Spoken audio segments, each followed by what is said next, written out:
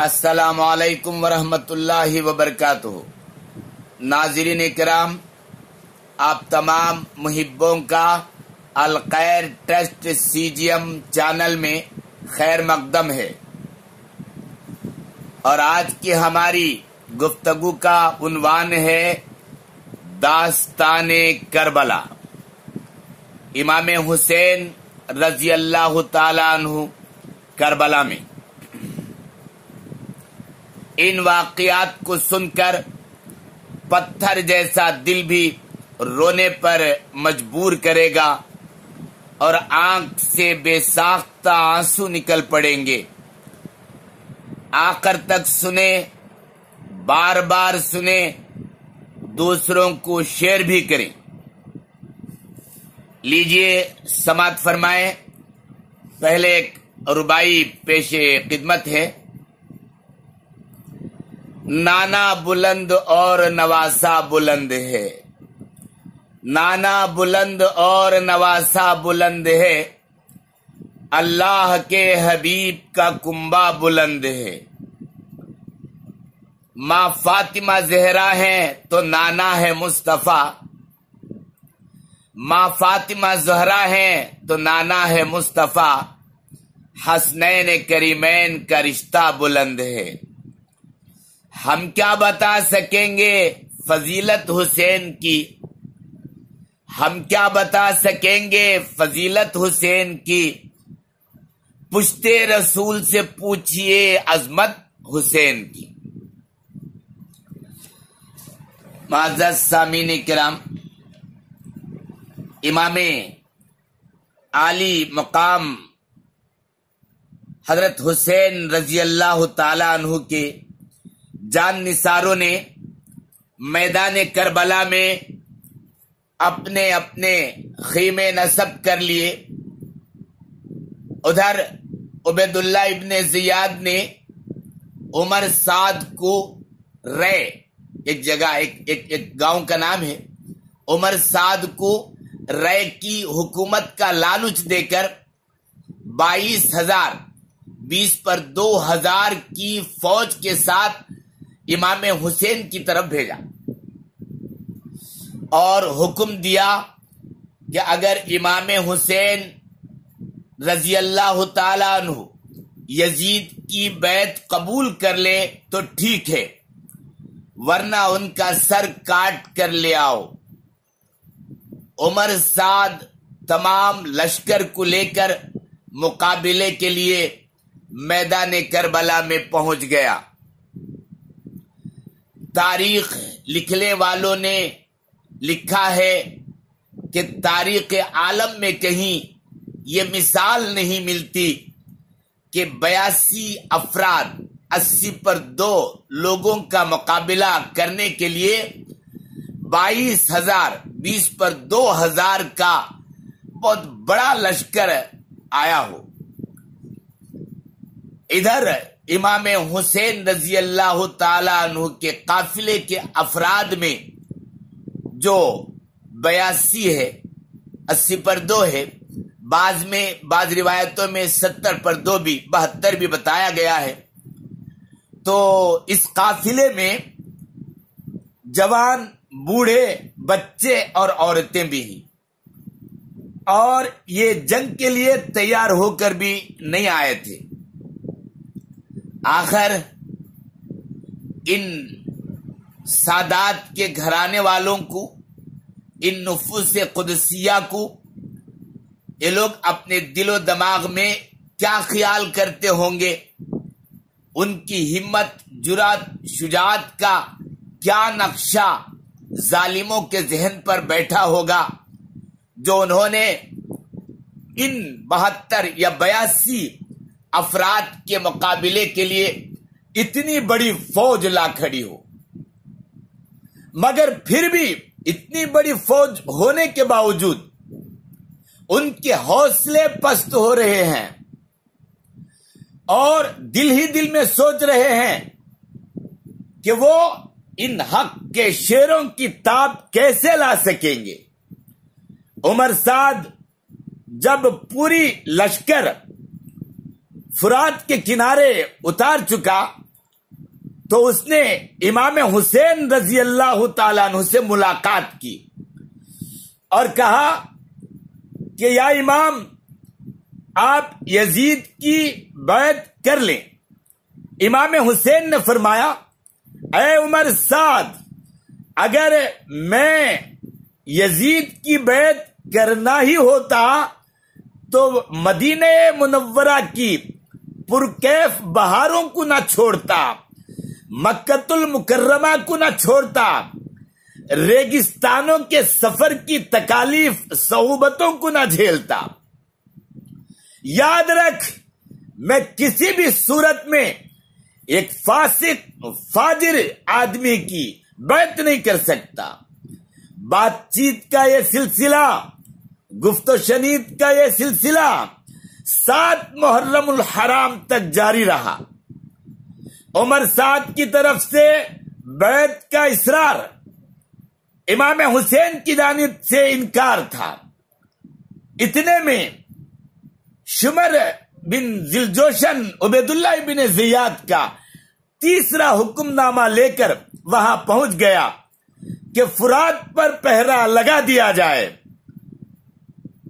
حسین رضی اللہ تعالیٰ عنہ کے خیموں میں، ان کی کوٹھیوں میں پانی کی ایک بوند بھی نہ پہنچنے پائے، مگر ان ظالموں کو، بے وفاؤں کو کیا معلوم، انہیں معلوم نہ تھا کہ محمد مصطفیٰ کے باغ کے سب پھول ایسے ہیں، محمد مصطفیٰ کے باغ کے سب پھول ایسے ہیں جو بن پانی کے تر رہتے ہیں، مرجھایا نہیں کرتے۔ حوض کوثر کے والی کی آل پاک کا پانی بند ہو گیا۔ یہاں کوئی یہ نہ سمجھے کہ آل رسول، سبط رسول محض مجبور تھے۔ خدا کی قسم، ہرگز ہرگز ایسا نہیں۔ اگر سبط رسول، آل رسول، اولاد رسول چاہتے تو کربلا کے تپتے ہوئے صحرا میں پانی کے چشمے ابل پڑتے، مگر وہ راضی برضائے الہی تھے۔ 9 محرم الحرام کو، محرم کی 9 تاریخ کو عمر سعد نے کہا کہ اے امام حسین رضی اللہ تعالیٰ عنہ، یا تو یزید کی بیعت کر لو یا پھر ہم سے لڑنے کے لیے تیار ہو جاؤ۔ امام حسین رضی اللہ تعالیٰ عنہ نے فرمایا اگر تم ہم سے لڑنا ہی چاہتے ہو تو پھر کل 10 تاریخ کو ہم سے لڑائی کر لینا۔ اور یاد رکھو، یہ کسی ڈر اور خوف کی وجہ سے امام حسین رضی اللہ تعالیٰ عنہ نے نہیں کہا، بلکہ آپ نے یہ چاہتے تھے، آپ یہ چاہتے ہیں کہ ایک رات اور اللہ کی بارگاہ میں سر بسجود ہو جائیں، تلاوت قرآن کریم کے مزے لوٹ لیں۔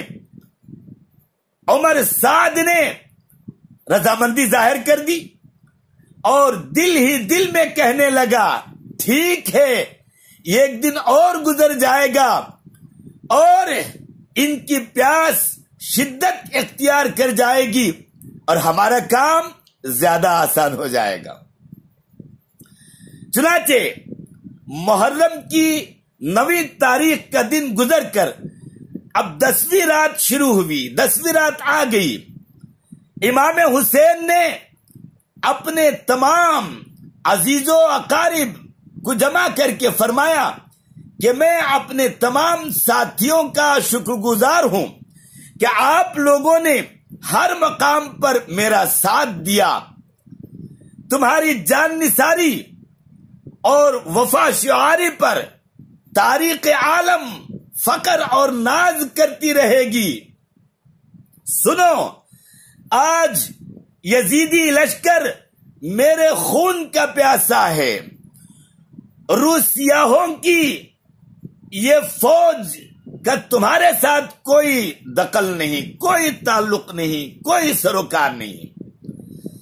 اگر یہ بدبخت یہ ظالم بیعت مانگتے ہیں تو میری اور سر مانگتے ہیں تو میرا، اس لیے میں تم سب کو خوشی کے ساتھ اجازت دیتا ہوں کہ تم جہاں چاہو رات کی تاریکی، رات کی اندھیری میں چلے جاؤ۔ تمام ساتھیوں نے، رفقا نے ہاتھ باندھ کے عرض کیا، امام حسین یا امام رضی اللہ تعالیٰ عنہ، ہم آپ کا ساتھ چھوڑنے کے لیے کبھی تیار نہیں ہیں، ہمیں اپنے قدموں سے دور نہ کیجیے۔ اگر آج ہم آپ کو اس میدان میں اکیلا چھوڑ آئیں گے تو دنیا ہمیں کیا کہے گی؟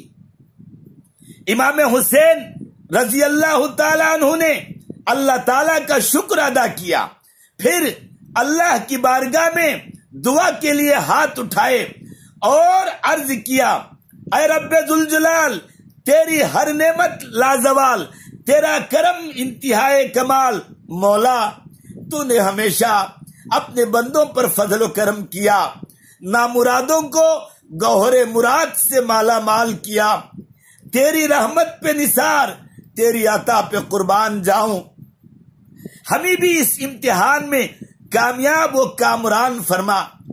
پھر دعا کے بعد کچھ دیر آپ لیٹ جاتے ہیں، ایسے میں آپ پر نیند طاری ہو جاتی ہے اور خواب کا عالم شروع ہوتا ہے، اور خواب میں رسول اللہ صلی اللہ علیہ وسلم کی زیارت ہوئی۔ رسول اللہ صلی اللہ علیہ وسلم نے فرمایا